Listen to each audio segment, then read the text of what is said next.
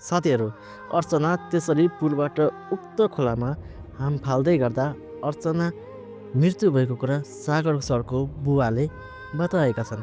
साथीहरू, तर त्यति सजिलै अर्चनाको ज्यान गएकै छैन। साथीहरू, अब अर्चना बाँचेर आएर सागर र कान्छीको जीवनमा निकै ठुलो समस्या ल्याउने देखिएको छ। हो साथीहरू, तपाईँहरूलाई थाहै होला कि अर्चना सानोतिनो महिला कदापि पनि होइन। हो साथीहरू, हिजोको दिनमा अर्चनाले आफ्नो श्रीमान अनि सासुआमालाई हत्या गरेर पुलिसको नजरबाट पनि ऊ भाग्नका लागि सफल भएका थिइन्। साथीहरू, त्यति हत्यारा अर्चना आज उक्त नदीमा हाम फाल्दै गर्दा पनि ऊ पक्कै पनि कहाँ मर्न सक्छिन्।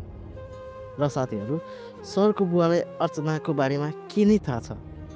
आफ्नो बुहारी अर्चना सधैँको लागि त्यो धरतीबाट बिदा भइन् भन्ने भ्रम मात्र लागेको हो। साथीहरू, अनि उक्त कुरा सबै व्यक्तिहरूलाई सरको बुवा सुनाइरहेका छन्। हो साथीहरू, अर्चना त्यसरी पुलबाट हाम फालेर मरेको कुरा आफ्नै बुवाले भन्दै गर्दाखेरि अर्चनाको श्रीमान अर्थात् सरको दिमागले कुनै पनि काम नगरेको कुरा सरले बताएका छन्।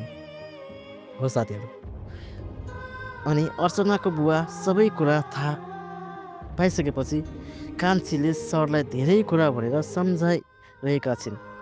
हो साथीहरू, त्यति हत्यारालाई आज भगवान्ले धरतीबाट बिदा गरेर अत्यन्तै राम्रो गर्नुभयो भन्ने कान्छीले व्यक्त गरेकी छिन्। तर साथीहरू, कुनै पनि हालतमा अर्चना मृत्यु नभएको कुरा हामीले पक्कै पनि अनुमान गर्न सकिन्छ।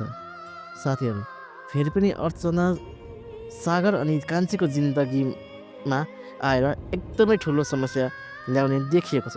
साथीहरू, अब कुनै पनि हालतमा अर्चना सागर र कान्छीको जिन्दगीमा आउनु हुँदैन। अर्चनाको मृत्यु भएको खबर अत्यन्तै सत्य हुनुपर्छ भन्ने चाहनुहुन्छ भने च्यानललाई सब्सक्राइब गरी कमेन्टमा कान्छी र सागर लेखिदिनु होला।